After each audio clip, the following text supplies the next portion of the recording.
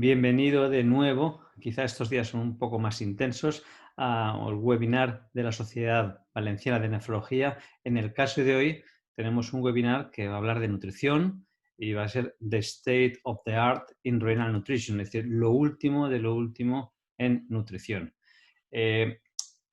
Hoy vamos a hablar de nutrición y para hablar de nutrición en enfermedad renal hay que hablar de Protein Energy Wasting, es decir, desgaste proteico energético, que es este estado patológico en el que existe una disminución en los depósitos proteicos y energéticos. Y se refiere a estas alteraciones nutricionales y metabólicas en los pacientes con enfermedad renal, en los cuales también va a existir un aumento de la mortalidad. Estos términos, tanto malnutrición y catabolismo, deben incluirse en esta trayectoria que hemos visto en las guías de enfermedad renal crónica, las guías de la Sociedad Internacional, de las CADIGO, en los que hay una progresión renal hacia la enfermedad renal terminal. Pues esos términos, como decía, malnutrición y catabolismo, deberán incluirse en la trayectoria junto con esos otros factores de riesgo de progresión que influyen no solo en la progresión, sino en la mortalidad. En la webinar de hoy vamos a hablar pues, de nutrición en la enfermedad renal crónica no en diálisis y de su impacto renal, por una parte, o en la progresión de la enfermedad, y de su impacto en el pronóstico vital o en la mortalidad. Tenemos además unas guías recientemente publicadas de las CADOCI, que trabajando con la Sociedad Internacional Renal de Nutrición, tras 5 años intensos de trabajo en los que uno de nuestros ponentes ha estado en el grupo trabajando, tenemos nuevos datos sobre guías que luego al final en las preguntas podremos debatir, y para esto tenemos dos magníficos y excelentes ponentes. El primer ponente es nuestro amigo Pablo Molina, nefrólogo del Hospital Universitario y Dr. Peset de Valencia. Es una persona que ha trabajado mucho en nutrición, de hecho está en el board del Nephrology and Transplantation. Tenemos la suerte de tener un valenciano ahí ubicado en la parte de nutrición. Y segundo, estamos absolutamente contentos y encantados de que nuestro amigo jerezano que ha logrado invadir los países nórdicos, Juan Jesús Carrero, esté con nosotros hoy. Es un experto en nutrición. Juan Jesús, sabes, es investigador y catedrático del Departamento de Epidemiología y Bioestadística del Instituto Karolinska en Suecia. Y entre los dos nos van a poner al día en ese state of the art, lo último de lo último en nutrición. Bienvenidos a todos y ya sin más dilación, Pablo, nos vas a hablar de tu primera parte, cuando quieras. Hola, buenas tardes a todos, buenos días para los que estáis en América. Es un verdadero placer poder estar aquí hoy con vosotros para hablar del pronóstico renal del paciente. El doctor Carrero se encargará del pronóstico vital y yo me centraré en cómo podemos intentar preservar al máximo y ralentizar la necesidad de diálisis en nuestros pacientes con enfermedad renal crónica avanzada. A ver un momento. Perdón.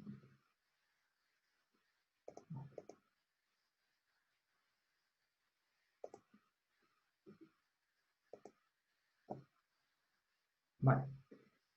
Bueno, y también quería dar las gracias a Fresenius Kabi, sobre todo a Cristina y a María por estar siempre ahí, y por supuesto a José Luis y a la Sociedad Valenciana por esta oportunidad de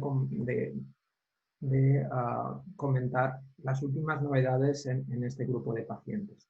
Y quiero empezar con una pregunta general y con una reflexión. La primera pregunta, la veis ahí, es acerca de quiénes son los que más leen las guías clínicas. Pues bueno, la realidad es que son los jueces los que se leen todas las guías clínicas, eso se sabe desde hace años, y con esto quiero remarcar que, al menos en lo que respecta a nuestro medio en España, las nuevas guías que han salido hace apenas 3 semanas, pues, como podemos ver a continuación, representan un cambio de paradigma en la forma de atender a nuestros pacientes, porque nos están diciendo que a los pacientes a partir de estadio 3 a 5 no en diálisis, sin diabetes, deberemos medir a su ingesta proteica y conseguir, con restricción proteica, evitar la progresión a estadio de muerte renal, es decir, de entrada en diálisis o de muerte por insuficiencia renal, bien sea con una ingesta proteica baja, entre 0,50 y 0,60 gramos por kilo al día, o con una muy baja ingesta, alrededor de 0,30, con 15, asociando cetoácidos de aminoácidos esenciales. Como podéis ver, en cuanto a estos endpoints tan graves, tan importantes, se pueden obtener reducciones de casi el 40%, y lo más novedoso es que, al menos para el grupo sin diabetes, el grado de evidencia ya es de 1A. Y quiero remarcar este grado de evidencia porque es muy raro en nefrología encontrar esto. Nadie discute ahora que a estos pacientes con proteinuria debemos dar IECAS o ARA2 en estadios prediálisis, y sin embargo, pues esta recomendación no alcanza ese 1A. Por último, quiero también remarcar la importancia de estudiar el medio natural, porque realmente podemos entender muchas cosas. Y quiero remarcar esta excelente revisión del Nature Reviews de hace un par de años, en el cual nos dan nuevas estrategias basándose en modelos animales. Y si recordáis, pues los grandes felinos, incluso el gato doméstico, pues suele fallecer por insuficiencia renal crónica. De manera que pues aparece ese envejecimiento prematuro tan habitual en el paciente urémico. Bueno, pues solo hay que ver qué come estos animales para darse cuenta de que son carnívoros obligados. Y de ahí, en parte, puede existir ese alto riesgo. Así es que el esquema que me gustaría seguir sería, en primer lugar, recordar la fisiología de las proteínas y el papel que ejerce el riñón, también la fisiopatología, incluso la historia. Repasaremos los pros y contras de la restricción proteica, es decir, los beneficios potenciales, pero nos interesa saber la realidad, es decir, la evidencia. Y por último, daremos algunas pinceladas prácticas para llevar a casa acerca de cómo medir la ingesta proteica, cuándo, cómo y de qué manera restringir las proteínas, y un poco comentaremos nuestra limitada experiencia. Bueno, como es conocido, las proteínas son realmente el constituyente principal de las células. No hay ni un solo tejido que no tenga proteína. Y como podéis ver, la mayoría del depósito de proteínas se encuentra en el músculo esquelético. Son necesarias para cualquier función del cuerpo.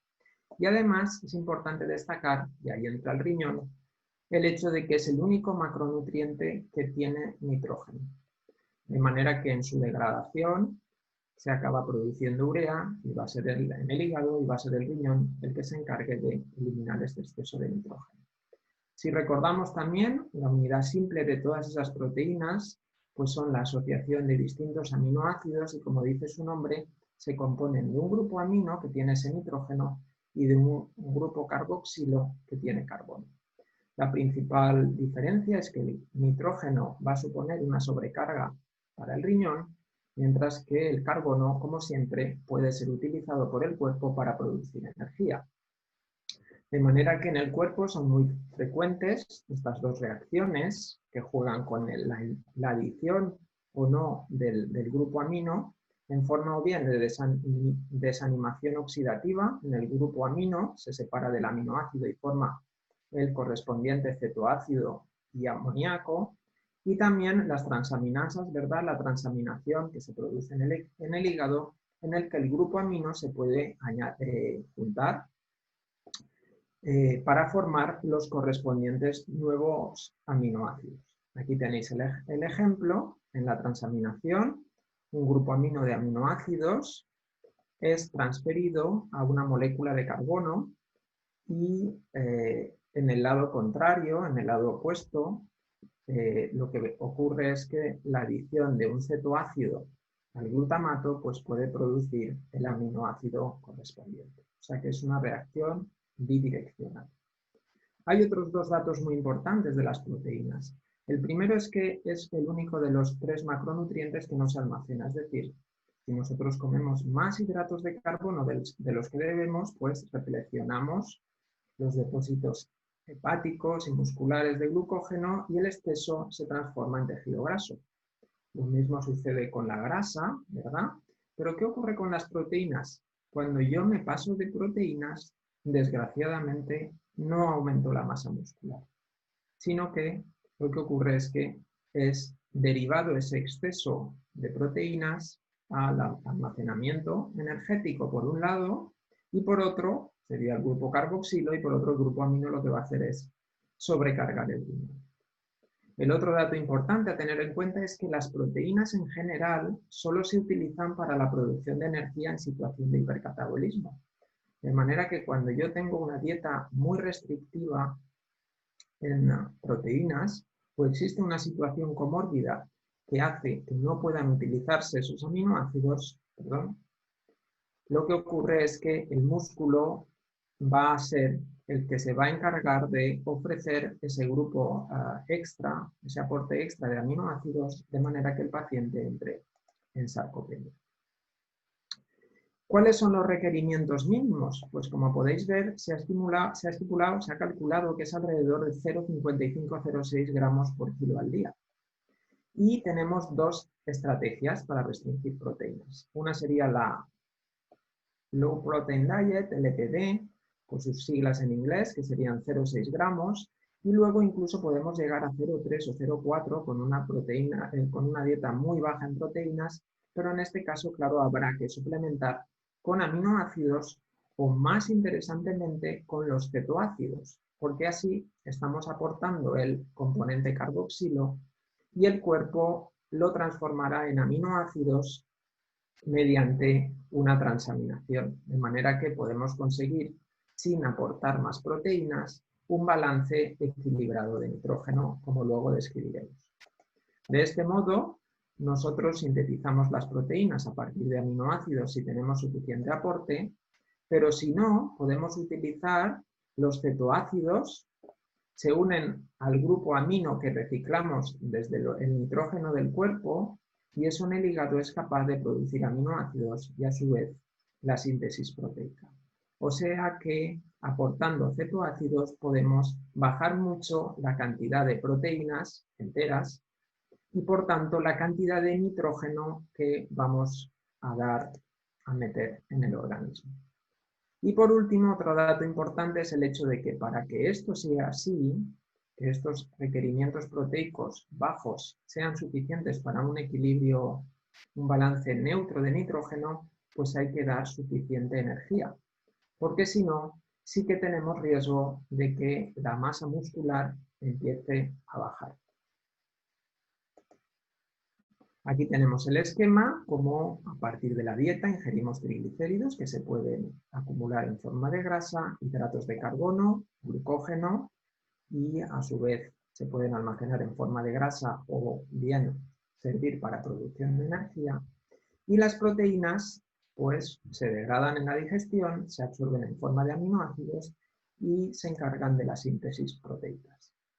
En condiciones fisiológicas, estos aminoácidos no sufren degradación, ¿vale? Simplemente cuando las proteínas se van gastando sirven para ir reponiendo los depósitos.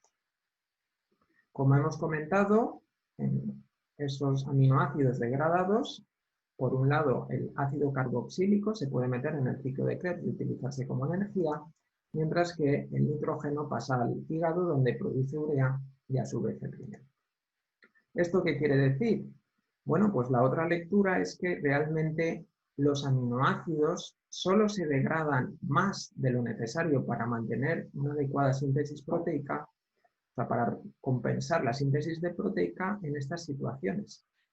En un ayuno muy prolongado, en una situación de resistencia a la insulina, inflamación, pero cuidado, porque esto, que vemos tan común en la dieta occidental, como es el exceso de aminoácidos, también va a producir una sobrecarga tanto en la producción de calorías y su almacenamiento como nos interesa hoy, en la producción de nitrógeno.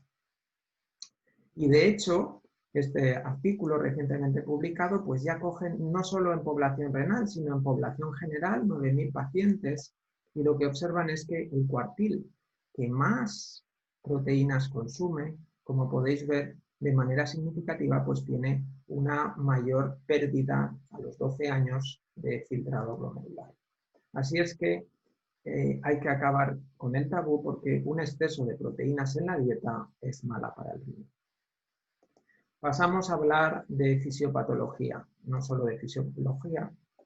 Y empiezo con un recuerdo histórico. Si recordáis, hace más de 5 millones de años, pues éramos colectores y nuestras proteínas eran básicamente insectos, reptiles, pequeños mamíferos.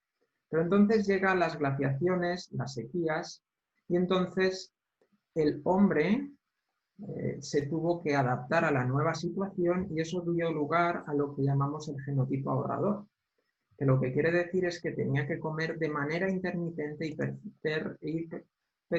permanecer varios días en ayuno. De manera que la ingesta de comida y proteínas era cada 2, 4, 6 días cuando la caza era posible y lógicamente el riñón tenía que compensar esa sobrecarga de nitrógeno que ocurría también de manera intermitente. Y para hacer eso, la selección natural lo que hizo fue producir eso que llamamos la reserva funcional renal, de manera que ante una sobrecarga de nitrógeno es capaz de compensar. Ese mecanismo lo que hace es que cuando hay demasiada proteína, la arteriola aferente lo que hace es vasodilatarse, aumenta la presión intraglomerular y aumenta lógicamente la filtración. Hay una hiperfiltración para eliminar ese exceso de nitrógeno, pero cuidado porque, claro, esto nos recuerda a otras patologías como la hipertensión, la diabetes, en las cuales existe esa hiperfiltración con el daño tubulointersticial crónico, con fibrosis tubulointersticial que aparece con el tiempo. Ese es el modelo de Brenner, que ya describió hace años, y cómo efectivamente, si yo tengo pocas nefronas, estas hiperfiltran, encima doy dieta rica en proteínas, pues el resultado es que la enfermedad renal progresa. Lo mismo, pero contado al revés, es que si tomo pocas proteínas, estoy un poco ayudando a la dieta pobre en sal y al uso de IECAS y ARA2 en disminuir la presión intraglomerular, de manera que disminuyen todos esos mecanismos inflamatorios que acaban fibrosando el túbulo y el intersticio independientemente de la causa de la insuficiencia renal. Con todo esto, ¿cuáles serían los pros y los contras? Bueno, pues muy resumido, una dieta baja en proteínas, en primer lugar, como hemos visto, nos va a producir una nefroprotección porque evita la hiperfiltración, disminuye la proteinuria y disminuyen todos esos marcadores de daño tubulointersticial crónico. Pero por otro lado, además, disminuimos la carga ácida, con lo cual disminuye la acidosis metabólica asociada a la insuficiencia renal, lo cual per se ya mejora la progresión, pero además consigue mantener el estatus nutricional, porque sabemos que la acidosis pues, es catabólica a nivel muscular. Por otro lado, menos proteína significa menos fósforo, con lo cual el eje F23 cloto, el hiperparatiroidismo, la calcificación vascular y las alteraciones del metabolismo óseo mineral, incluyendo la enfermedad cardiovascular, se reducen. Y por otro lado, esto también disminuye la progresión. Por último, una dieta baja en proteínas va a seleccionar a nuestra flora intestinal, predominando la flora sacarolítica, de manera que se van a generar muchas menos toxinas urémicas, muchas de ellas, como el indoxipus sulfato, pues producen daño cardiovascular directo y además produce mucha de la sintomatología urémica, de manera que tenemos mejor control tanto de la anorexia y por tanto del estado nutricional, cerrando el círculo, como de la acción periférica de la insulina.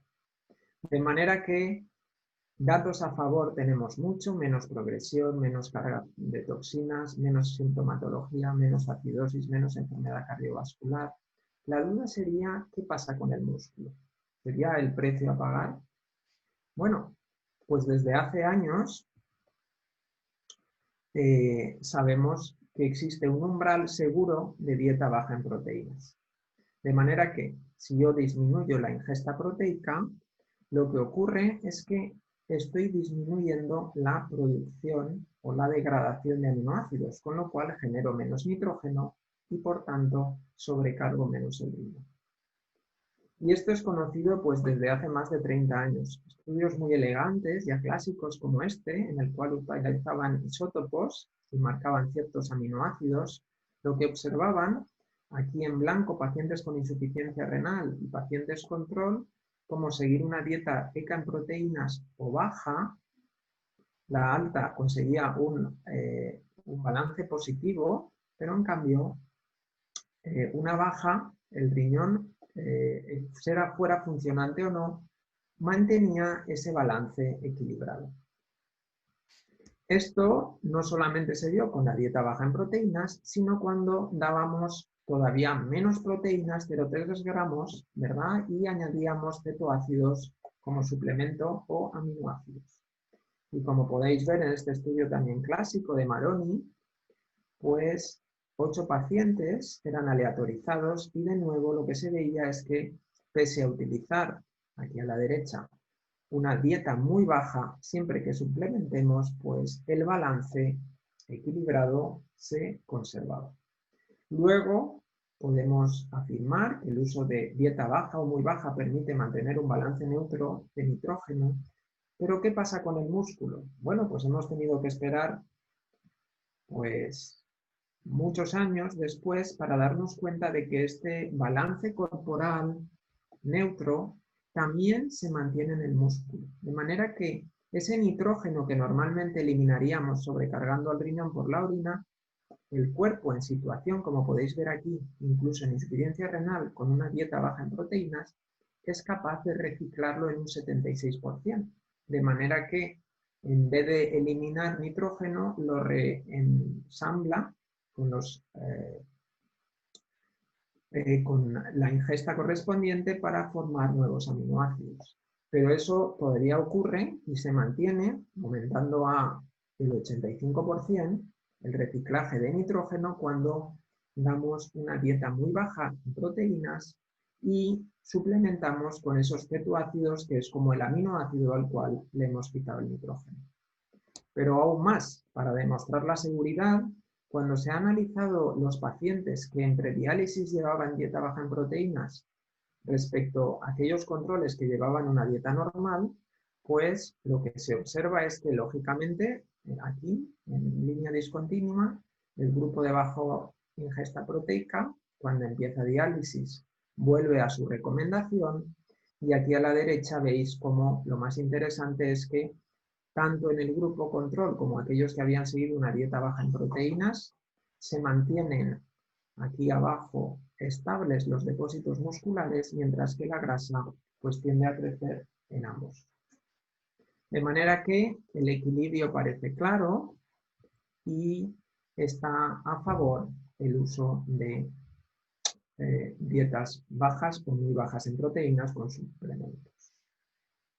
Esto es no solo se ve en pacientes renales, sino incluso en deportistas de élite. Como podéis ver, cada vez hay más vegano y no se resiente en absoluto, incluso mejora por disminución de mecanismos inflamatorios este tipo, o se preserva perfectamente la masa muscular.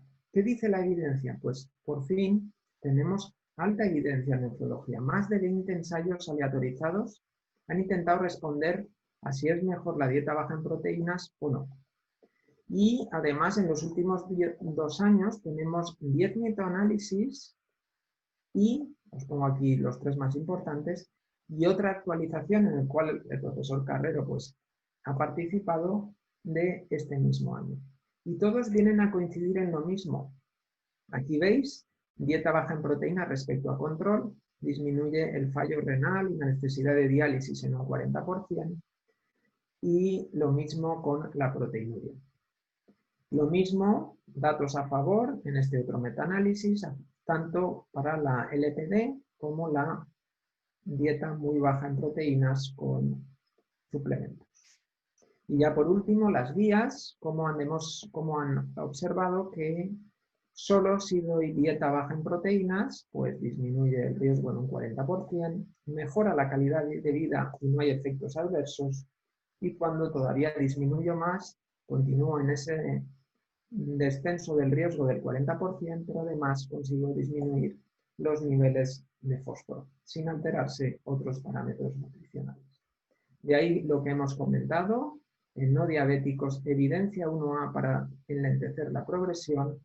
En pacientes diabéticos, de momento no hay tantos estudios y se sube el nivel recomendable a 0,608 y todavía no tenemos grandes evidencias, aunque es previsible que se puedan extrapolar los datos de un caso al otro. Sin embargo, pues no hemos acabado de convencernos. ¿Por qué? Bueno, pues porque hasta ahora no habían datos totalmente concluyentes. Es una terapia a la que no estamos acostumbrados los médicos. En la facultad nos enseñan a recetar pastillas, pero no a fomentar la salud. No nos enseñan a dar dietas saludables, no nos enseñan a recomendar ejercicio físico. De manera que no estamos preparados para dar este tipo de consejos. Además, en nuestro medio al menos, a diferencia de italianos y franceses, donde sí disponen de nutricionistas, pues no tenemos esa posibilidad o es muy complicada. Y hasta ahora, pues pensábamos que la diálisis era siempre la mejor opción, con lo cual no nos planteábamos el tratamiento conservador, cosa que afortunadamente en un subgrupo de pacientes muy ancianos o muy comórbidos, pues hemos ido cambiando. ¿Qué podemos decir por último en la práctica? Bueno, a la hora de medir, las guías nos recomiendan un recuento de 3 días para saber realmente cuál es la ingesta calórica y proteica.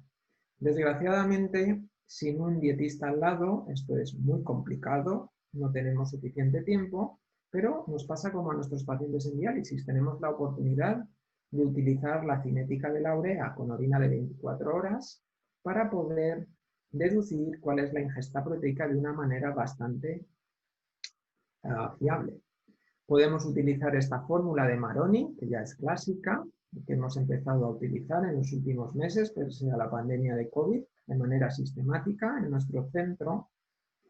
Y para aquellos que quieran más, no hay tiempo, pero recomiendo encarecidamente esta revisión del doctor Lorenzo sobre la utilidad y por qué hay que seguir pidiendo orina de 24 horas y no quedarnos solo con el cociente albúmina-creatinina. Como hemos comentado, en estos 3 meses, pues nosotros hemos conseguido, gracias al equipo de laboratorio, pues que igual que nos llega el CK de EPI, pues en nuestros pacientes con orina de 24 horas aplican la fórmula de Maroni y nos da directamente la ingesta proteica. Yo creo que es un parámetro útil porque es la condición inicial para poder medir. Presento aquí algunos datos. Pacientes estadio 3B a 5 no en diálisis. La verdad es que nos ha salido sorprendentemente una ingesta más baja de la que pensábamos, que sean unos niveles de albúmina adecuados. Son datos preliminares que hay que mirar con cautela, pero ojo porque hay una correlación negativa, ¿verdad?, entre la ingesta proteica y los niveles de albúmina. O sea que cuando nos movemos en niveles bajos de ingesta proteica, cuidado porque probablemente pues debemos vigilar bien y dar suplementos si es necesario. Responder a la pregunta de cuándo, cómo y de qué manera no es fácil. Podemos mirar, por ejemplo, las experiencias francesas o italianas. Aquí lo que hacen es, más o menos en general, es ir midiendo y cada 3 visitas ir bajando un poco 0,2 gramos kilo día. Claro, ellos tienen nutricionista, nosotros no tenemos, o en el mejor de los casos, como es el mío, pues tenemos a uno a tiempo parcial, que es Pepe de Alce, al cual le doy las gracias por todo lo que ha aprendido en estos pacientes cerca. Bueno, y lo que vemos es que existen otras estrategias. También podemos ir recomendando, ir aumentando de manera progresiva, yo creo que esa es la clave, ir introduciendo cada vez más vegetales, porque también suponen menos carga proteica que las proteínas de origen animal. A efectos prácticos, como he comentado, aquí se lo pasaban muy bien haciendo un taller de nutrición para pocologísticos, a José Luis y nuestro superdietista. ¿Qué 3 consejos me ha dado, conocedor de nuestras limitaciones? Bueno, pues una cosa para llevarnos a casa es que siempre nuestra comida fuerte, que es a mediodía, platos únicos. Siempre que hacemos un segundo plato, irremediablemente lleva proteína. Así es que recomendemos plato único, porque en esos casos el hidrato de carbono pues, va a ser el más protagonista. Fuentes fáciles de limitar proteínas es el almuerzo y la merienda. En resumen, sustituir los bocadillos de fiambre, ¿verdad? Pues tostadas con aceite y tomate, por ejemplo, o simples galletas que llevan muchas menos proteínas. Y por último, es importante para la vida intentar mantener la vida social. Ahora nos hemos dado cuenta, sobre todo con el COVID, y nuestra sociedad se reúne comiendo. Así es que es importante explicarle que podemos compensar siempre. Es decir, si tengo una cena en el cual irremediablemente habrán proteínas, tómese un plato de pasta o de arroz en el cual casi no hay proteínas para compensar lo que vendrá después. Como conclusiones, podríamos decir que la terapia nutricional requiere un abordaje individualizado y sistemático, que los requisitos nutricionales de los pacientes con enfermedad renal crónica son complejos y dependen del estado clínico de pacientes. Iremos aumentando la ingesta proteica si el paciente ya está en diálisis, pero en no diálisis está súper demostrado, sobre todo en no diabéticos, disminuir, minimizar la ingesta proteica, siempre que mantengamos la calórica. La restricción de las proteínas tiene efectos positivos en los pacientes con enfermedad renal, retrasando el inicio de diálisis y mejorando su clínica y su calidad de vida. No hay evidencia en contra de todo esto y, sin embargo, hay que tener en cuenta que siempre que demos restricción en la dieta, es de suma importancia hacer un seguimiento estrecho para mantener estables los parámetros nutricionales. Me despido con esta foto del profesor Giovenetti, que fue pues, uno de los pioneros de la dieta baja en proteínas. Muchas gracias. Muchas gracias, Pablo. Excelente presentación, absolutamente clara, muy fisiológica para los nefrólogos. Gracias y tenemos bastantes preguntas que hacerte. Ahora es el turno de Juan Jesús y Juan Jesús nos va a hablar de mejorar el pronóstico vital del paciente y la detección y tratamiento del desgaste proteico energético. Cuando quieras, Juan Jesús, muchas gracias por estar con nosotros y vamos a disfrutar contigo, estoy seguro. Gracias a vosotros por invitarme. Siempre me agrada sentirme un poco más cerca de España, mi país. Hoy lo hacemos por webinar. En los viejos tiempos hubiera sido cara a cara, pero es lo que nos toca. Gracias también a Fresenius por hacer esto posible y gracias a todo el público que ha aguantado estoicamente los primeros 30 minutos. Ahora estáis 30 minutos más cerca de la merienda, el desayuno, el almuerzo, la cena o sea lo que estéis haciendo. Cuando José Luis me dio este título, me pareció un poco amplio. Yo solo en detección podíamos dedicar varias charlas y en tratamiento también. Así que le pregunté a José Luis, ¿qué quieres que trate exactamente en esta charla? A lo que me respondió, tú hablas de lo que veas interesante, que siempre aprendemos algo. Pues no se diga más. José Luis, hoy voy a hablar de lo que me parece interesante en una agenda un poco desordenada, pero espero que echemos un buen rato todos juntos. Lo primero que me parece interesante comentar es la necesidad de una terapia nutricional en el paciente con ERCA, porque no sabemos lo que tenemos hasta que lo perdemos. El riñón juega un papel fundamental en la homeostasis de los nutrientes. Acordaros, por ejemplo, que es necesario para la eliminación del sodio, potasio y fosfato. Es necesario para la eliminación de los productos de desecho del nitrógeno, la urea, como Pablo ya nos decía, la creatinina y los amonios. Es necesario para mantener el pool de aminoácidos y el metabolismo de glucosa y para eliminar y catabolizar todas esas moléculas que nos van a dar un montón de complicaciones, la insulina, la hormona de crecimiento, la leptina, etcétera, etcétera, etcétera. Por eso en el paciente con ERCA debemos tener una terapia nutricional con dos objetivos. Primero, mantener la homeostasis y retrasar la progresión. Para eso debemos de hablar de adaptaciones en la dieta. Y por otro lado, prevenir y tratar las complicaciones relacionadas con el estado nutricional, que es la esencia del desgaste proteico energético, Protein Energy Wasting. Y para eso tenemos que hablar de tratamiento nutricional. Las guías Keiroki han salido este mes, hemos estado demasiado tiempo trabajando en ellas e intentando analizar la evidencia para todos vosotros para que sea práctico, y el principal cambio que podéis ver en la guía es en lo referente a las proteínas, que Pablo ya ha comentado. Quizás otro cambio importante, pero más sutil, es lo referente a la cantidad de potasio, fósforo y calcio que tenemos que tener en la dieta, donde si os fijáis ya no damos un punto de corte acerca de cuánto debemos consumir al día, sino que ahora las guías ponen restringir la ingesta para mantener, siempre y cuando sea necesario, para mantener los targets bioquímicos. Es decir, restringir solo cuando los niveles séricos están elevados. Eso es un cambio muy importante en la forma de abordar la nutrición de nuestros pacientes, porque intenta reconocer que la terapia nutricional es un proceso continuo que tiene que adaptarse a las necesidades. No hay nada de por vida.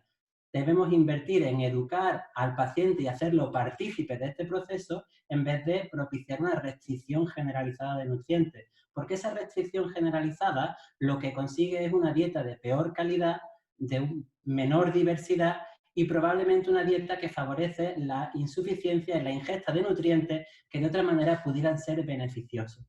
Y me gustaría comentar este cambio de parecer con una de las cosas que más hemos aprendido a hacer, que es restringir la cantidad de potasio de la dieta de nuestros pacientes.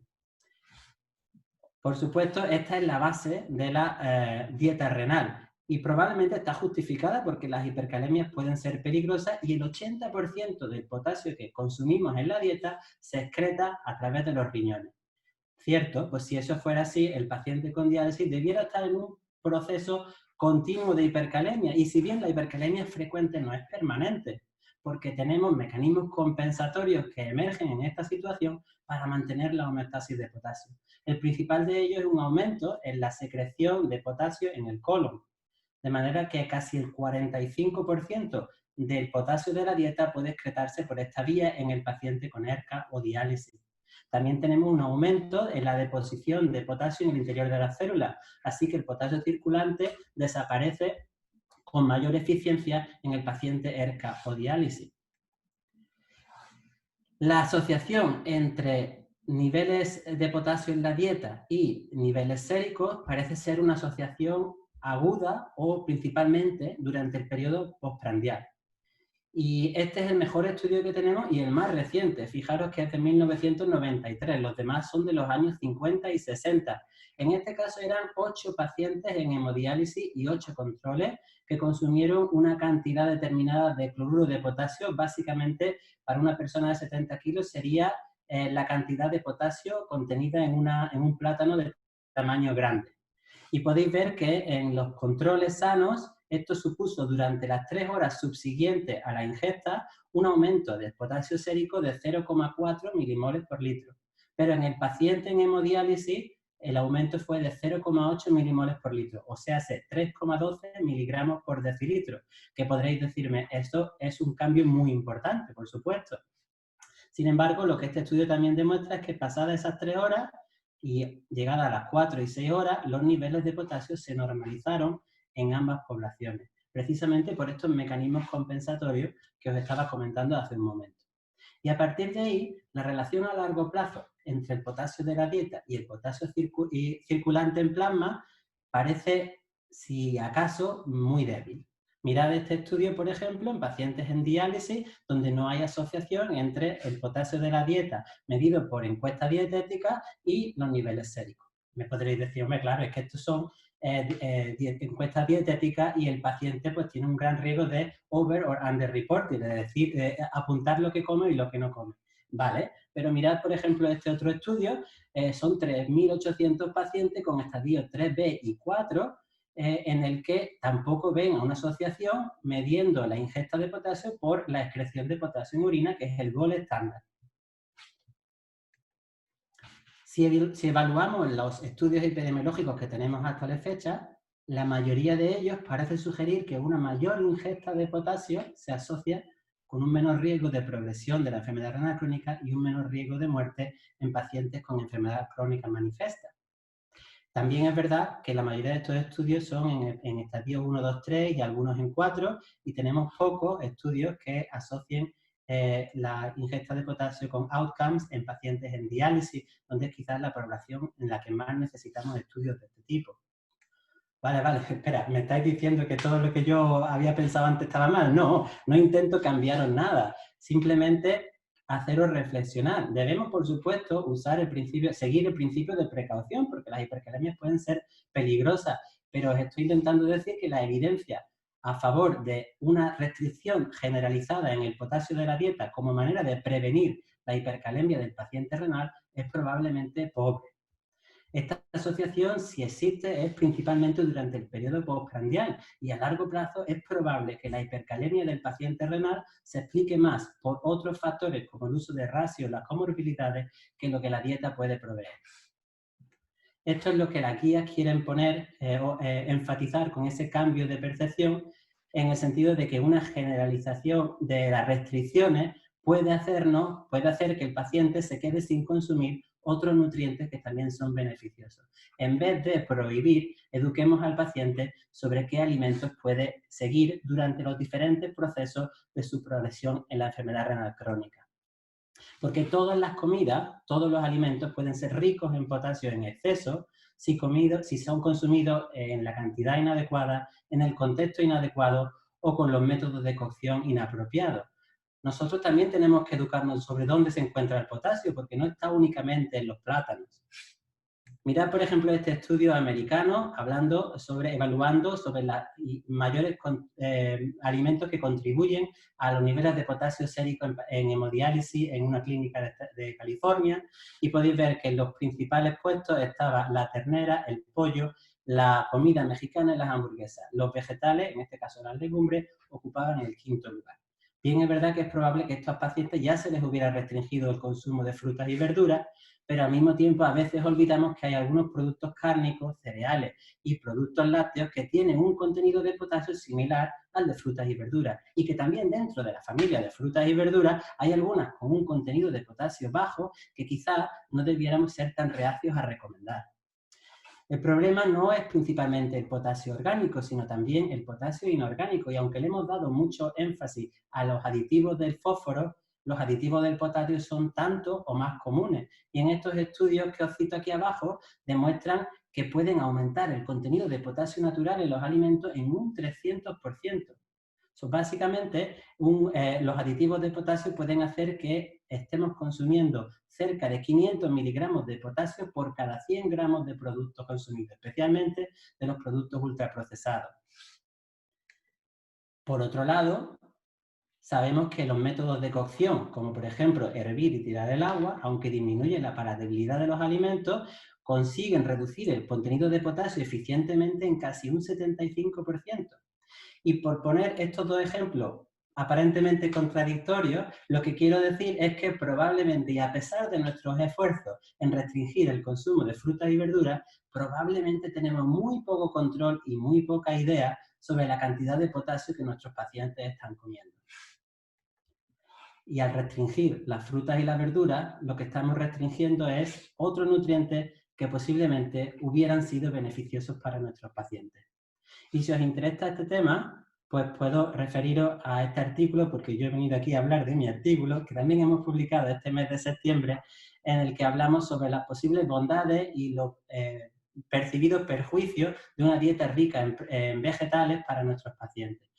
Si no tenéis acceso a la revista, me podéis mandar un correo y estaré encantado de enviaros de vuelta el PDF. El siguiente punto que quería hablar hoy con vosotros y que también me parece interesante es que el desgaste proteico energético es una parte natural de la progresión de la enfermedad renal crónica. Es lo que vemos de manera inevitable a medida que la función renal va pasando. Primero hay una disminución en la ingesta espontánea diaria, y este artículo del 95 ya va demostrando cómo la ingesta proteica va bajando con la función renal. Pero al mismo tiempo que la ingesta espontánea se ve afectada, también aparecen otras anormalidades metabólicas como la inflamación, la acidosis metabólica, la hiperfosfatemia o el hiperparatiroidismo secundario, que van a confluir y van a dar lugar a un síndrome en el que desnutrición e hipercatabolismo están juntos y es muy difícil separarlos unos a otros. Y por eso hace ya, creo que 10 años, se acordó en llamarlo Protein Energy Wasting, Cuando empezamos a traducir esto al castellano lo llamamos desgaste energético proteico, porque la energía va antes que la proteína, pero eso se traducía, o cuando lo poníamos en abreviatura se quedaba en DEP, que sonaba a descanse en paz, y a mí me parecía muy terrible. Yo le decía a Guillermina Barril en Madrid, Guillermina, vamos a cambiarlo porque esto no va a ir bien. Y lo cambiamos a desgaste proteico energético, DPE, que posiblemente, o creemos que ha tenido un poquito más de impacto al menos en la literatura de habla hispana. ¿Cuán común es el desgaste proteico energético en el paciente con ERCA? Algo que tampoco nos habíamos tomado en serio, y hace un par de años hice este metaanálisis en el que conseguimos identificar 5 estudios que, publicados después del año 2000, medían el desgaste proteico energético en pacientes con estadios 3-5, no diálisis, mediante la valoración global subjetiva o la escala MIS. El rango de prevalencia en estos 5 estudios varió entre un 11% y un 54% de los pacientes, y la metaestimación del metaanálisis fue de una media del 22% de los pacientes. 1 de cada 4 probablemente presentaba desgaste proteico energético. Tengo 2 consideraciones principales a hacer en este sentido. La primera es que estos estudios generalmente tenían un tamaño muestral reducido y mezclaban a pacientes tan dispares como estadio 3 y 5, no pudiendo separar la prevalencia en cada uno de los niveles. El segundo comentario es que todos los estudios, por supuesto, incluían pacientes clínicamente estables, y al quitar al hospitalizado, al quitar al amputado y al quitar al paciente con problemas graves, es probable que la prevalencia real del desgaste proteico energético sea un poco mayor.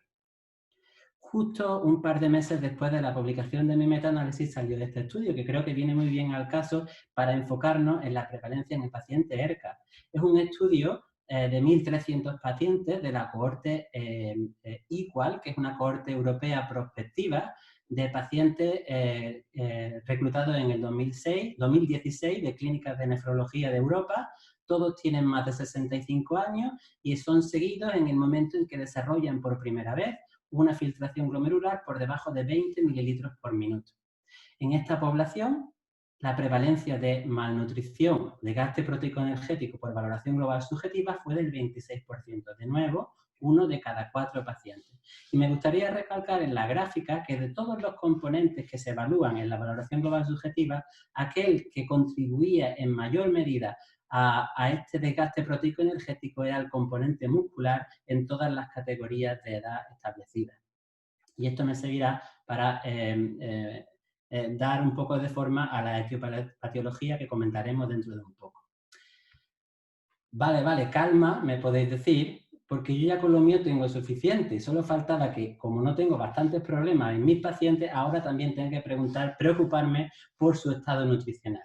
Vale, voy a intentar convenceros de que también es importante, porque mínimos cambios en el estado nutricional se asocian con un empobrecimiento importante en la calidad de vida del paciente, se asocian con un aumento en las tasas de hospitalización y se asocia con un aumento del riesgo de enfermedades cardiovasculares o infecciones.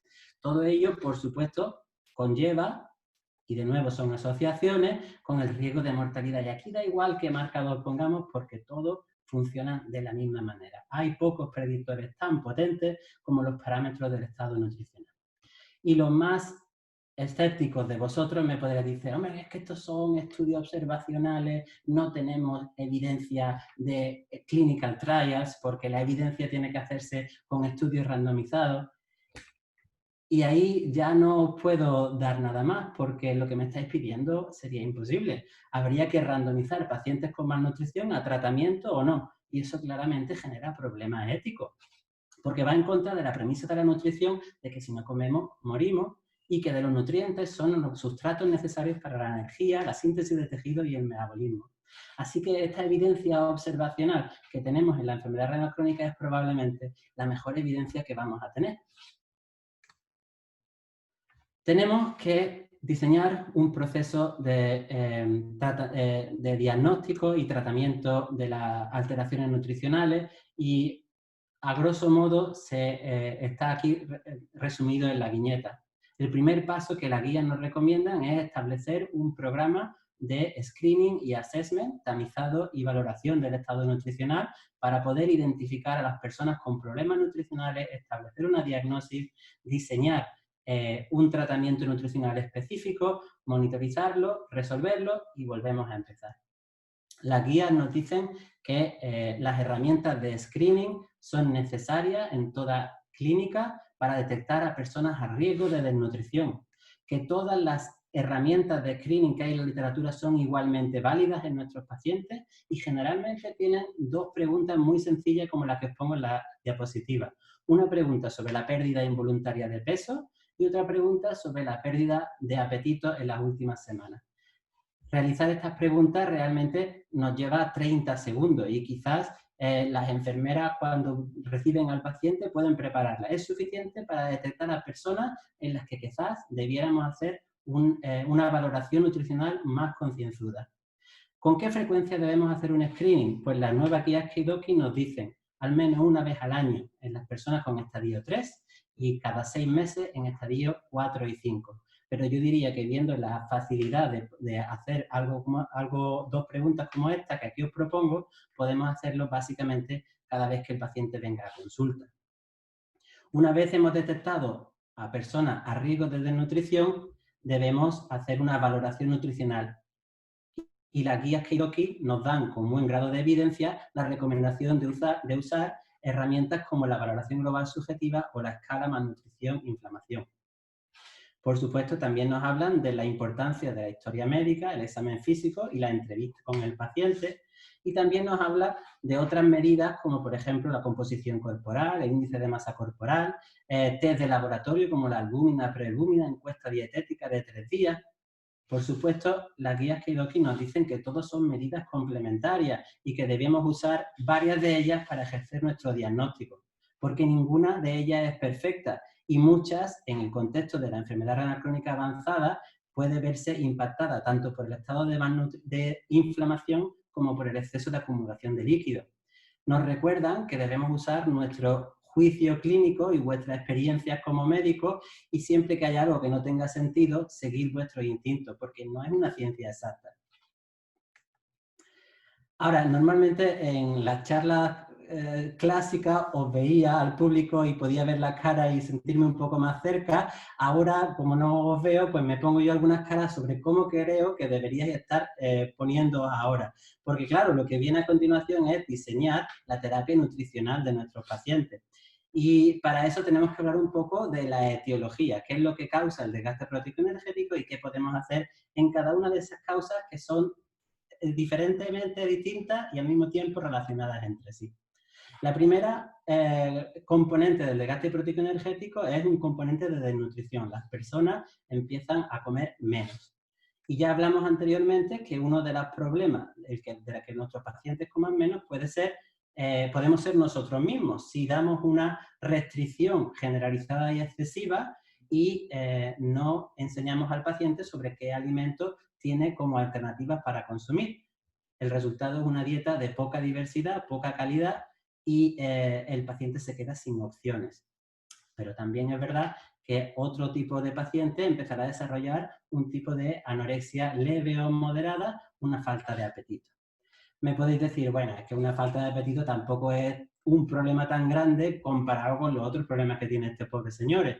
Pero mirad, por ejemplo, como una simple pregunta sobre el apetito de nuestros pacientes es suficiente para distinguir quién va a morir a corto plazo, quién va a ser hospitalizado y quién va a reportar un empobrecimiento considerable en su calidad de vida.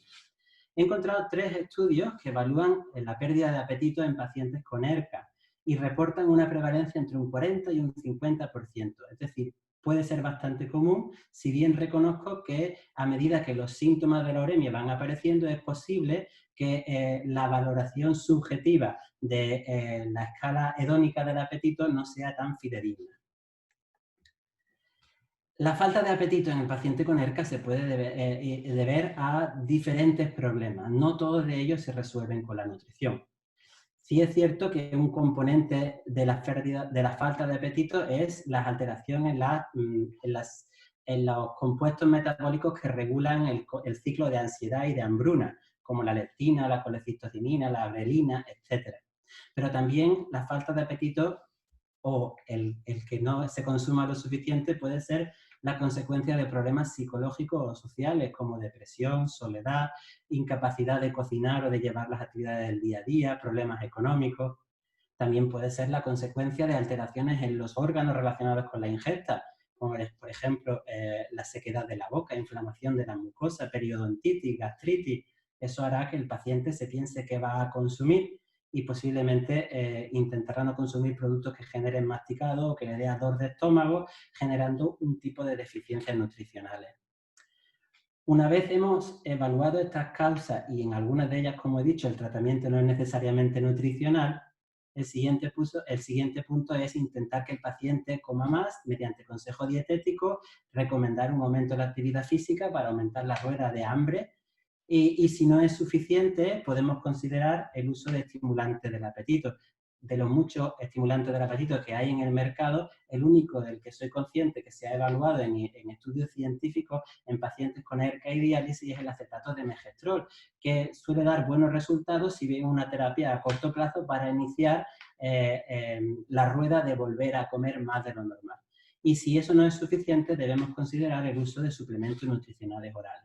Bien, ahora por primera vez después de 25 años, las guías de práctica clínica nos dicen su opinión acerca de esto y valoran con una evidencia de grado 2D el uso de suplementos nutricionales orales en personas con estadio 3-5, incluyendo diálisis, que estén a riesgo o que tengan desgaste proteico energético. Y nos dice que debe ser una terapia que debiéramos probar al menos durante 3 meses iniciales y que, por supuesto, está indicado siempre y cuando la ingesta espontánea oral no es suficiente para conseguir los requerimientos mínimos energéticos y proteicos. Esta evidencia viene después de evaluar estos estudios randomizados que aquí os pongo. Y tengo algunas consideraciones que hacer en cuanto a ello. La primera es que la mayoría de estos estudios son en pacientes en diálisis. Os enseñaré en la siguiente diapositiva los poquitos estudios que tenemos en ERCA, pero por otro lado opino que la patofisiología de la nutrición no debiera ser diferente en los pacientes con ERCA y la provisión de nutrientes debería ejercer el mismo beneficio. También os comento que la mayoría de estos estudios randomizados eran en pacientes que no tenían desgaste proteico-energético de base. Como ya dijimos antes, hay un problema ético sobre no dar nutrición al paciente malnutrido. Así que estos estudios lo que en verdad evalúan es la prevención del desgaste proteico-energético más que el tratamiento.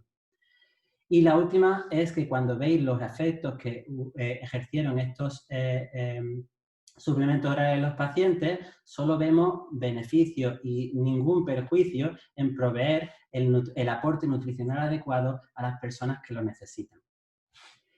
En ERCA tenemos 2 estudios randomizados que aquí os pongo. Uno de ellos es español, del año 98, y otro más reciente de China.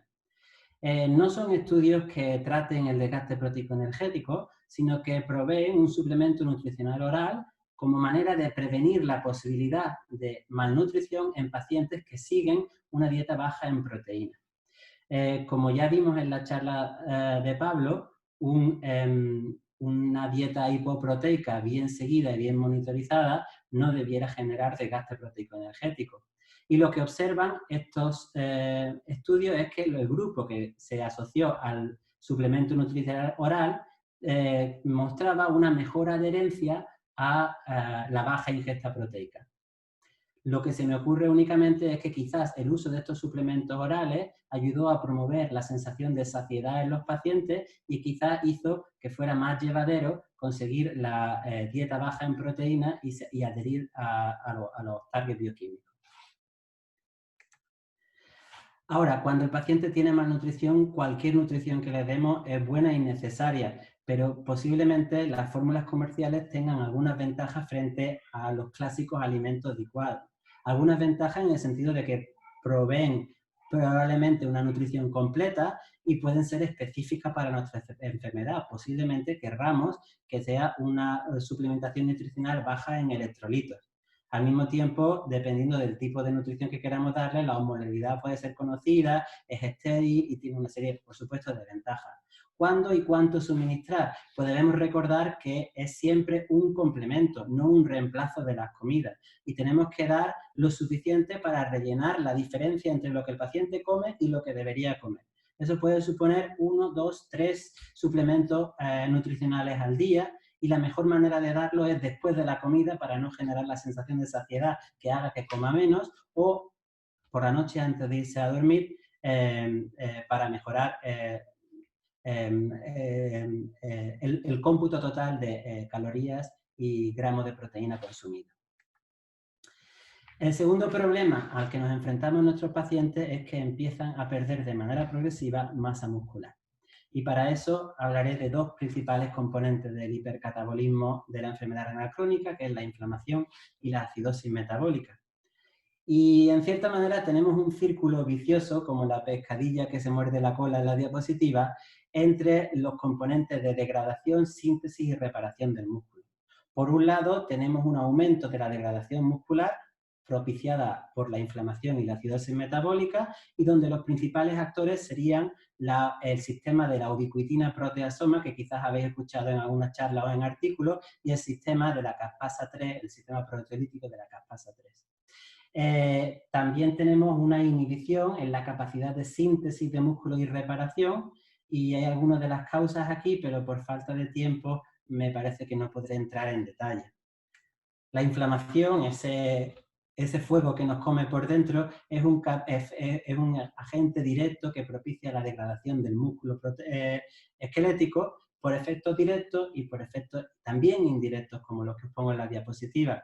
Y aunque ha habido cientos de estudios que intentan describir la prevalencia y las consecuencias de la inflamación en el paciente con ERCA y diálisis, la verdad es que tratar la inflamación no es sencilla. En la mayoría de los casos lo único que podemos hacer es identificar la causa de inflamación y tratarla. Eventos clínicos intercurrentes, infección, periodontitis, posiblemente la depresión, si no lo sabéis, también aumenta las citoquinas proinflamatorias.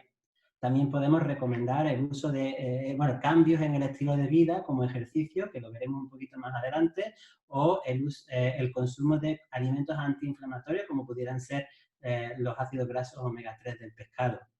El uso de medicamentos específicos anticitoquinas, no tenemos mucha evidencia. Los estudios que se han hecho tienen un tamaño muestral mínimo, son básicamente exploratorios, y el principal problema es que estos medicamentos son muy caros y probablemente el nicho de la enfermedad renal crónica es muy pequeño para que la industria farmacéutica se ponga a hacer estudios en este target.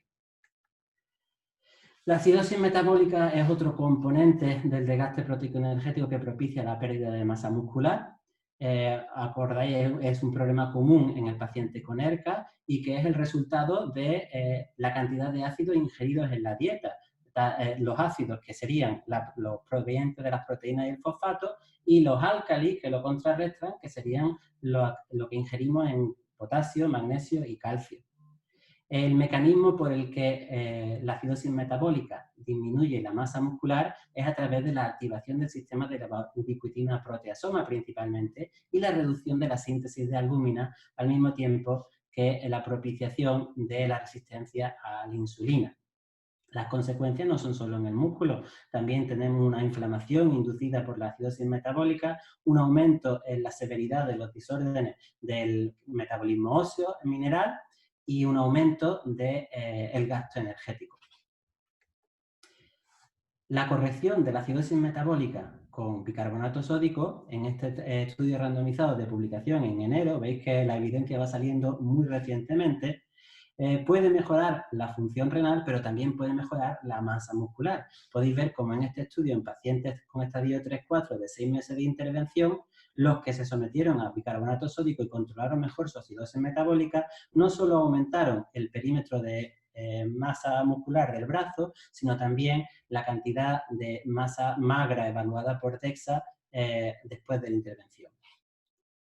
Pero no tenemos que hacerlo todo con bicarbonato sódico, también podemos hacer lo mismo dándole al paciente frutas y verduras. Y este estudio me encanta porque, mirad, son 180 pacientes con macroalbuminuria y estadio 3 y 4, que fueron randomizados a 3 tipos de tratamiento. El cuidado habitual, el uso de bicarbonato sódico o una dieta rica en frutas y verduras que, como dije antes, promueven el consumo de álcali, que contrarresta la carga acídica.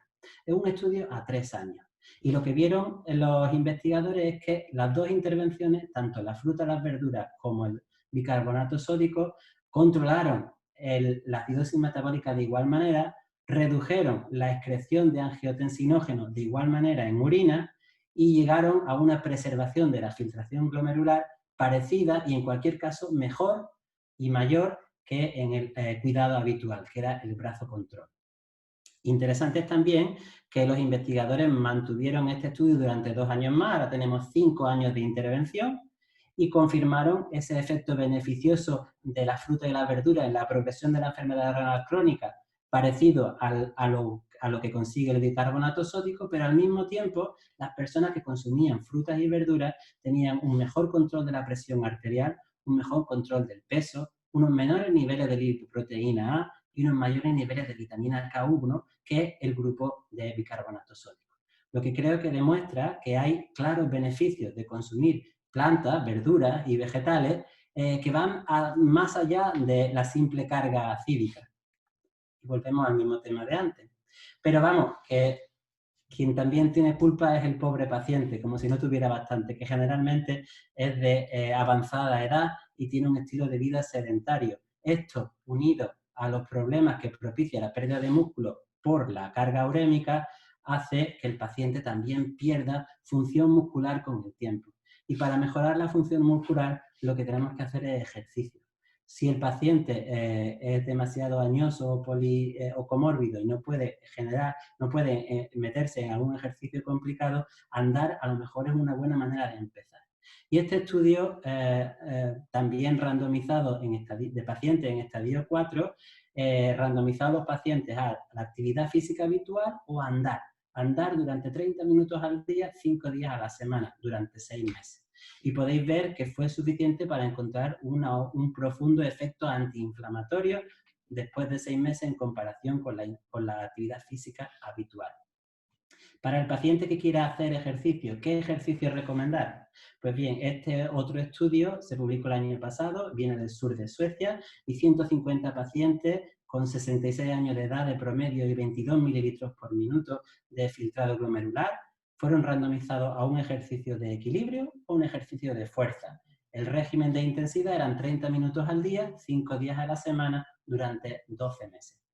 Lo que vieron los investigadores es que ambos programas de ejercicio, tanto balance como fuerza, proveían el mismo beneficio en cuanto a la mejora de la capacidad física. Con lo cual, cualquier ejercicio es bueno siempre que quieran hacerlo.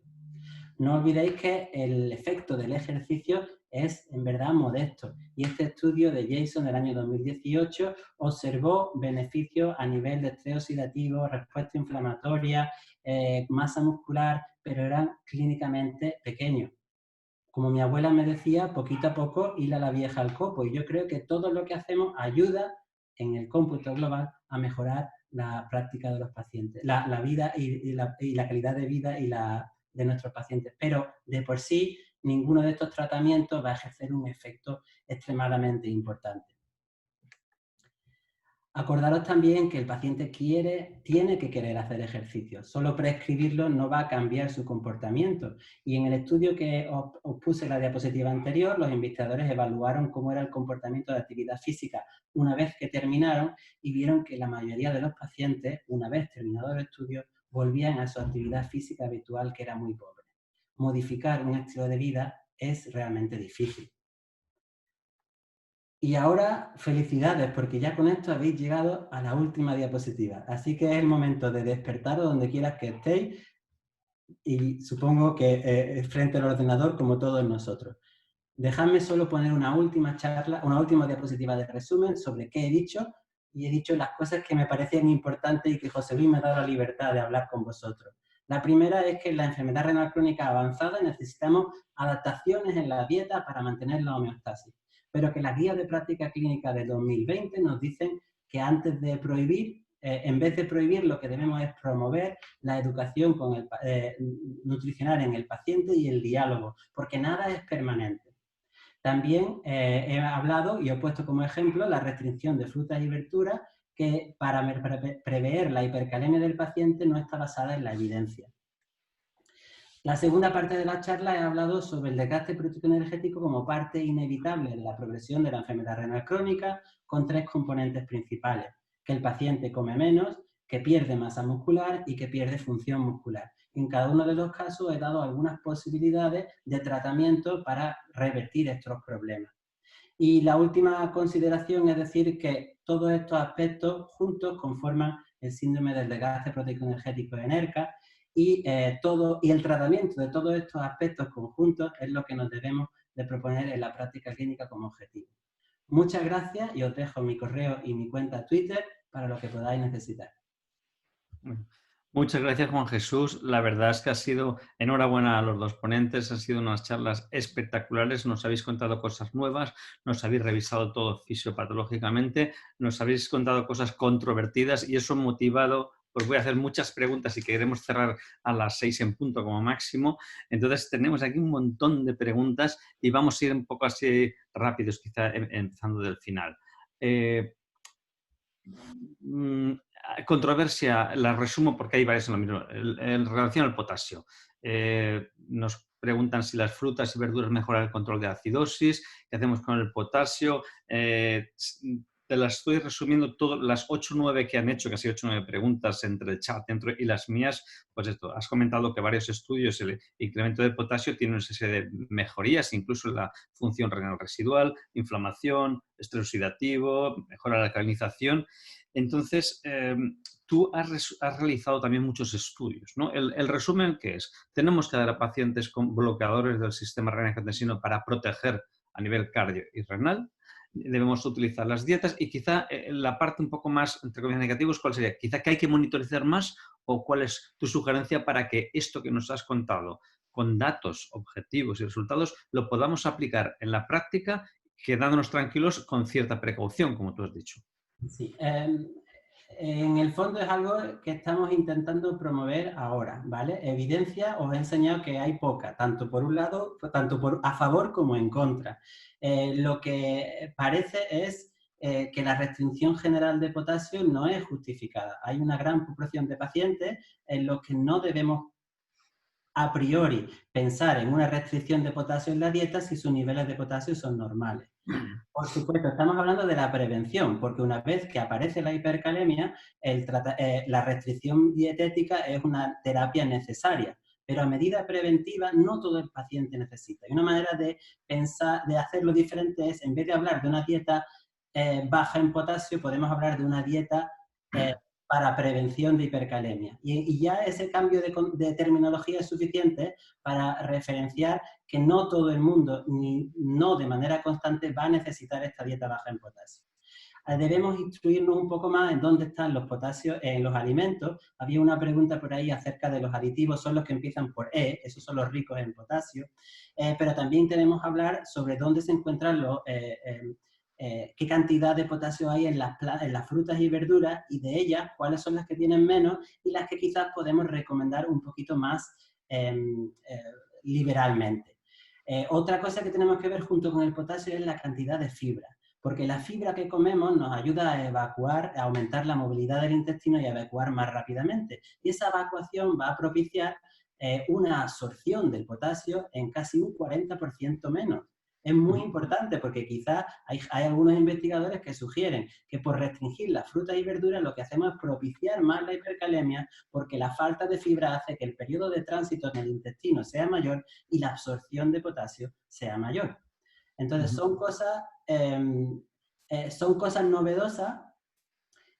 No debemos ser muy valientes, pero tampoco debemos quedarnos parados. Yo creo que podemos hablar con nuestros pacientes, recomendarles el consumo inicial de algunos alimentos, ver cómo lo toleran, que vuelvan un poco a la normalidad, pero por supuesto monitoremos, especialmente en el paciente en diálisis y en el paciente en estadio 5. Vale, muy bien. Sí que pregunta Iñaki Minguela, saludos Iñaki, lo de los códigos has comentado, en los que empiezan por E, quizá hay listados que pueden acceder a cualquier sitio donde está alto contenido con potasio. Preguntan también, ¿recomendáis alguna app para orientar a pacientes con la dieta?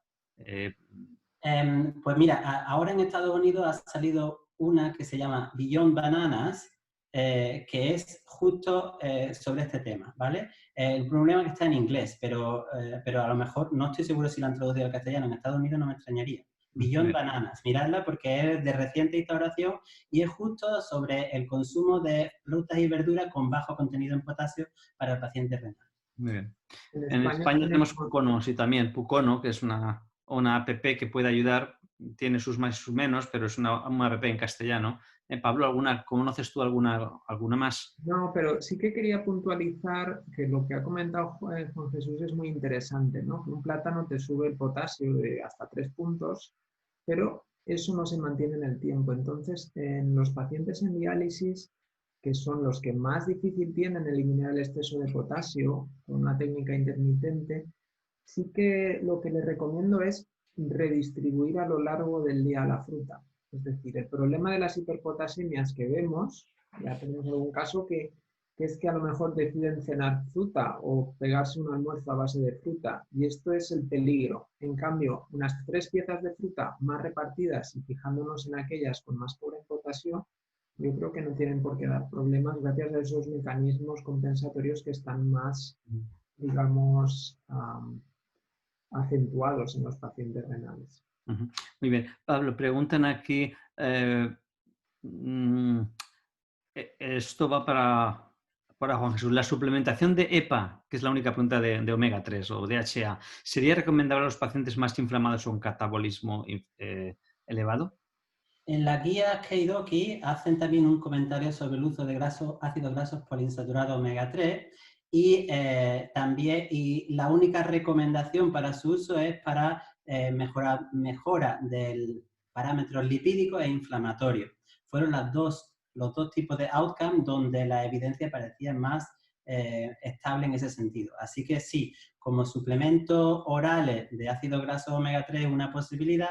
Consumo de pescado posiblemente es mejor, siempre los productos naturales son mejor que los suplementos, con la salvedad de que normalmente el pescado no es accesible en todas las sociedades y el precio también es elevado. Muy bien. Otra pregunta, y respondéis los dos porque estáis en dos ambientes diferentes, no dos escenarios. ¿Están cubiertos por el Sistema Nacional de Salud los suplementos nutricionales en los pacientes con insuficiencia renal crónica en ERCA? Esto es un problema porque en cada autonomía hay un problema. ¿Qué ocurre en Suecia, Pablo, que tienes en tu alrededor? Bueno, en nuestro medio no hay... Depende un poco del área de salud. En mi experiencia no he tenido ningún problema para poner ningún suplemento, siempre que esté justificado.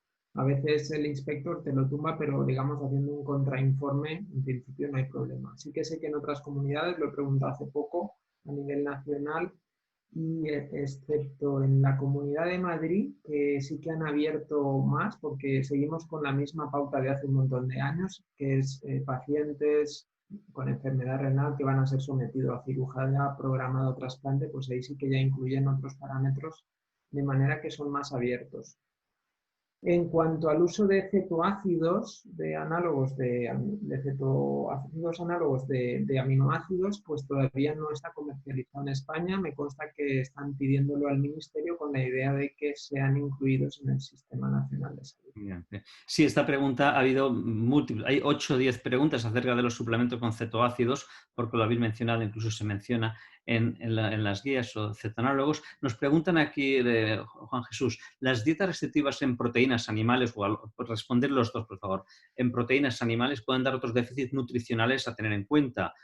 Pobre proteínas animales, quizá no se le puede dar los mismos consejos que en una dieta vegetariana y quizá habría que suplementar con algo. Es decir, una dieta con su restricción en proteínas animales quizá puede asociarse a algún déficit. ¿Hay que hacer algo? Vale, pues mira, primero que una dieta rica en verduras no es necesariamente una dieta vegetariana. Es cualquier dieta en la que el consumo de verduras está potenciado por encima del consumo de animales. ¿Vale? La dieta vegana sería el extremo, pero una dieta mediterránea, una dieta DASH, una dieta Okinawa, todos son dietas en las que el consumo de verduras está principal en la pirámide de alimentos.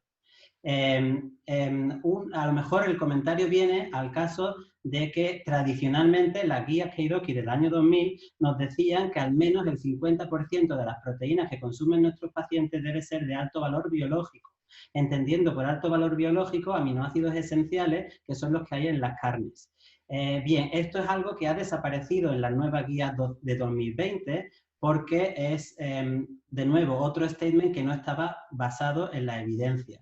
No hay evidencia de que se puedan encontrar deficiencias nutricionales en dietas veganas o vegetarianas. Eso se ha estudiado en los últimos 20 años y es lo que se llama el concepto de protein combining. Es decir, en una alimentación variada, incluso una alimentación variada exclusivamente de verduras, el organismo es capaz de conseguir los suficientes nutrientes y todos los alimentos y todos los aminoácidos esenciales. ¿Vale? Eso es siempre que el paciente quiera llevarlo y esté informado. Un paciente al que se le impone una dieta vegetariana y no se le informa sobre los alimentos que puede consumir, es probable que tenga deficiencias. La única deficiencia que se ha visto en dietas exclusivamente veganas y que puede ser importante para el paciente con enfermedad renal crónica es el uso, la necesidad de suplementar con vitamina B12 y folatos, especialmente vitamina B12. Y no porque el riesgo de deficiencia sea muy grande con la dieta vegana, sino porque además en el paciente en diálisis el 37% de los niveles de vitamina B12 de la dieta se pierden en el dializado. ¿Vale? Vale, vamos a responder rápido porque tenemos como 20 y tantas preguntas y voy a intentar resumirlo. A ver, ¿dónde se pueden conseguir las guías Keiroki? Eso la digo yo. American Journal Kinesis 2020, volumen 76, suplemento 3, respondida.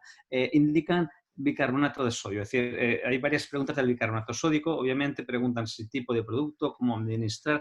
Hay que tratar, ¿no? Juan Jesús, en las guías se comenta una recomendación sobre el bicarbonato para tratar no solamente para retrasar la progresión, sino para evitar la situación de catabolismo proteico. Me preguntan qué dar comprimidos, sobres. ¿Cuál es tu sugerencia? Prácticamente lo mismo, ¿no? Las guías no hacen ninguna diferencia porque los efectos fueron igual de si usábamos bicarbonato sódico, citrato, daba igual. Los efectos eran los mismos y no vieron conveniente distinguir el tipo. Vale. Preguntan, ¿alguna alternativa? Como no tenemos los cetonálagos en España, que creo que en Francia e Italia sí que están comercializados, ¿existiría alguna alternativa en España si no los tenemos? O sea, habéis hablado de administrar los suplementos proteicos en pacientes con riesgo de desgaste proteico energético, pero ¿existe alguna alternativa? En Suecia tampoco tenemos cetoanálogo y tenemos muchos menos suplementos orales que vosotros en España porque no se comercializa, en nuestro país es muy pequeño. Entonces, lo que sí tenemos, por ejemplo, son sobre suplementos de aminoácidos esenciales, que fue algo que el catedrático de nuestro departamento generó en los años 60 y que es una especie de tradición familiar. Son posibilidades que me parecen más accesibles en otros contextos donde esto no está disponible. Muy bien, nos ayuda aquí Minguela la aplicación Nefrodiet, que es una app de la FRIED. Seguimos, Pablo, esto para los dos. A ver, he estado viendo que se han publicado las guías y, como siempre, en todos los aspectos de nefro, no hay estudios, son pacientes complejos en los que tienen mucho factor de confusión por su elevada comorbilidad y es muy difícil demostrar que en una sola actuación se consigan resultados. Entonces, resulta que de las 70 y pico recomendaciones que habéis trabajado, Juan Jesús, solamente hay 2 recomendaciones con evidencia 1A, que ha comentado Pablo, y una es negativa, no dar folato a los pacientes con hipomocestinemia, porque no parece que existe evidencia que lo apoye. Pero en cambio la otra es positiva, que es en los pacientes metabólicamente estables, supervisar y hacer la restricción de la dieta con o sin cetoácidos para, primero, reducir la progresión renal y la muerte. Estamos hablando con 1A y la calidad de vida 2C. Señores, los nefrólogos estamos sin evidencias durante tantos años, tenemos ahora unas pocas evidencias en diabetes y unas pocas evidencias en esto, y yo creo que ¿qué tenemos que decirles a los nefrólogos para que, por favor, insistan en esto que habéis comentado y habéis estado trabajando, Juan Jesús? ¿Cómo se te queda después de 5 años de trabajo con la Sociedad Internacional Renal y que pongas una evidencia nueva y que no le hagamos caso a los nefrólogos? ¿Qué tenemos que hacer para que hagan caso? Mira, me consta que en España hay muchos nefrólogos que están a favor de la dieta baja en proteína. Os recuerdo que las guías Keidoki son principalmente americanas y en América hay una aversión total a estas dietas, principalmente porque el estudio MDRD, que es el único estudio negativo, proviene de allí. Entonces, lo principal es cambiar el chip y convencer a la sociedad de que nefrología, que estas terapias funcionan, de que tenemos más de 10 estudios randomizados a favor, como sin cetoanálogo, y que es algo que se hacía antes. El problema es que tenemos una memoria muy corta. Hasta los años 70 era lo único que se podía hacer, hasta los años 80, básicamente. Lo único que se podía hacer en nuestros pacientes y ahora nos parece irrisorio. Habrá que hacer algo, ¿no? Pablo, ¿se te ocurre alguna idea? 30 Sí, segundos. Una idea, pacientes límites que no sabes si empiezan diálisis o no, y hay ciertas posibilidades como es hacer una dieta baja en proteínas 6 días a la semana, excepto un día que los dializas.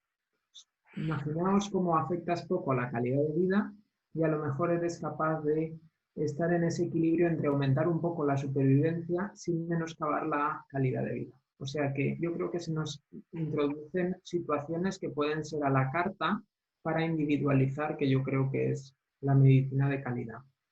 Juan Jesús, medio minuto. En las guías decís que se recomienda un nutricionista y el grado es opinión. Estamos todos cansados de ver lo importante, el papel de un nutricionista, y los que hemos tenido suerte de tener un nutricionista en nuestras cercas nos ayudan enormemente para la reducción de fósforo, potasio, si precisaba antes, o peso especialmente.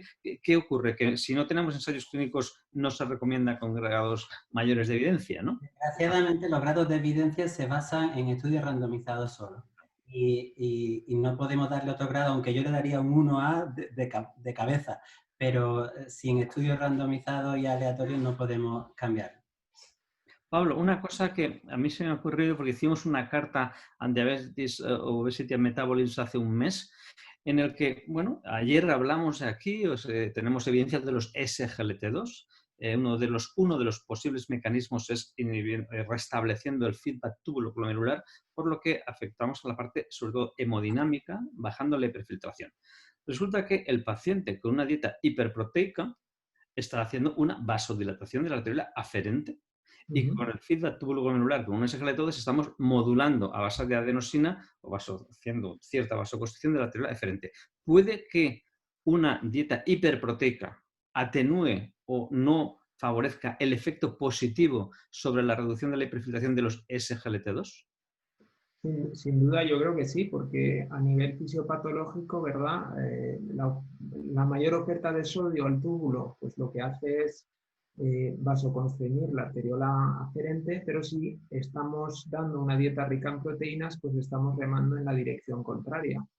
Por la misma regla de 3, creo que los efectos podrían ser sinérgicos. Estos fármacos son relativamente nuevos, pero sí que hay experiencias con otros 2 mecanismos glomeruloprotectores, como sería una dieta pobre en sal o el uso de IECAS y ARA2, y ahí se ve cómo los efectos de ambas estrategias se ven muy limitadas cuando la dieta es hiperproteica, tanto en modelos animales como...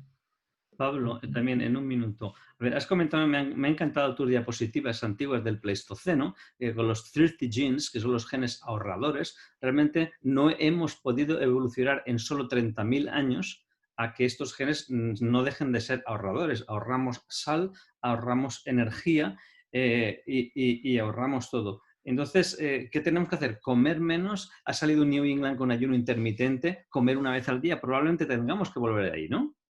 Pues la verdad es que estamos programados para eso, ¿no? Porque, por ejemplo, estamos programados, tenemos 5 o 6 hormonas para el periodo intercomidas, pero para el postprandios lo tenemos la insulina. De manera que en cuanto hay un déficit de esta hormona no podemos afrontar, nos hacemos diabéticos y tenemos todos estos problemas. Vale.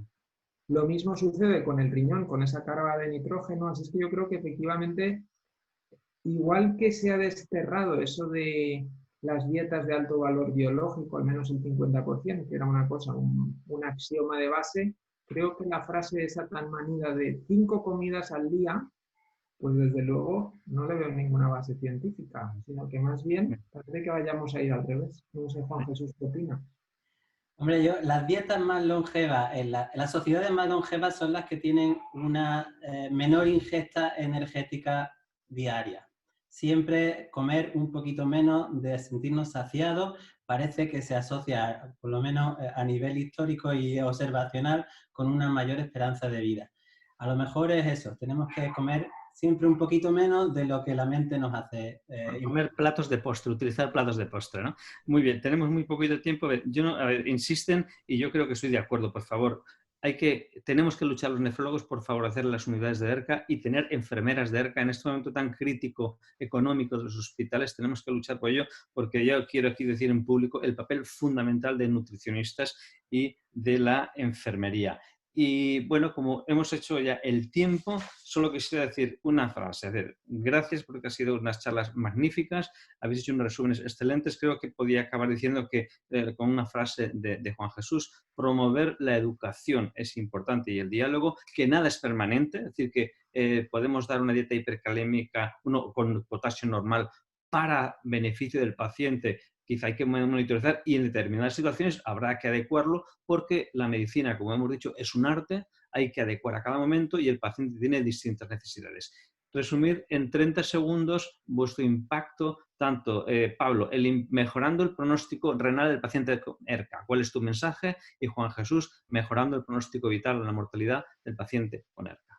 Mi mensaje es: mira la orina, aunque no tengas medios, siempre puedes medir la orina, pensar o intentar deducir cuál es la ingesta proteica, preguntarle por el día anterior y a lo mejor quitar 1 o 2 raciones de proteínas. Eso es algo que está al alcance de la mano de cualquiera. Vale. Juan Jesús. Pues yo diría que para el paciente educarle sobre por qué tiene que restringir su dieta y en qué momento y cómo hacerlo.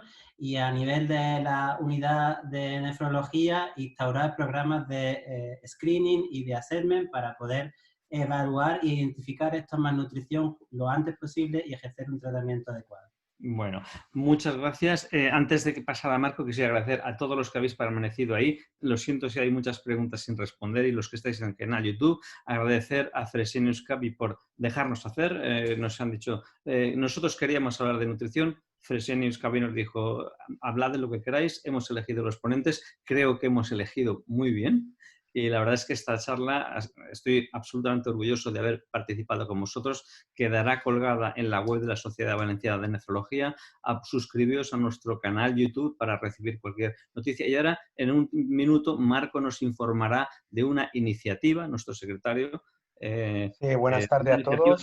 cursos. Me gustaría finalizar esta sesión recordándoos a todos los que se animan a centrar la atención sobre la nutrición renal, que efectivamente hay una iniciativa de Fresenius Kabi, que es un concurso de casos clínicos, donde habrá la posibilidad de enviar y ver más informaciones en la página web, que es nutricionemocional.es, y los casos premiados se publicarán y recibirán también un premio en dinero, por lo cual un motivo más para centrar nuestra atención en un problema tan importante como es la nutrición.